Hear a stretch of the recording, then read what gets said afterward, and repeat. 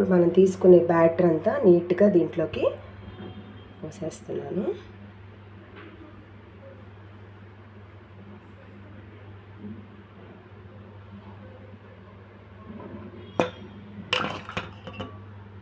విధంగా బ్యాటర్ అంతా దీంట్లో ట్రేలో పోసేసానండి. పోసేసి కొంచెం జీడిపప్పు కూడా వేసేసాను. ఇంకా దీన్ని ఓవెన్లో పెట్టేయచ్చు. మనం 30 మినిట్స్ బేక్ చేయాలి.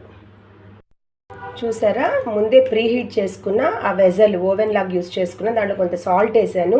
చిన్న ట్రే కూడా పెట్టాను దాని కింద స్టాండ్ లాగా. దాని మీద ఈ ట్రైన్ పెట్టాను. పెట్టిన తర్వాత ఇంకా కాసేపు మనం ఈ ఓవెన్ క్లోజ్ చేసేసి ఒక 30 మినిట్స్ దాకా బేక్ చేస్తాము. చూస్తామా కేక్ ఎంతవరకు బేక్ అయిందో. ఎస్, చక్కగా బేక్ అయిపోయింది. ఇంకా తీసేసుకోవచ్చండి. ఒకసారి చెక్ చేసుకోవచ్చు మనము బేక్ అయిందా లేదా సరిగా అని.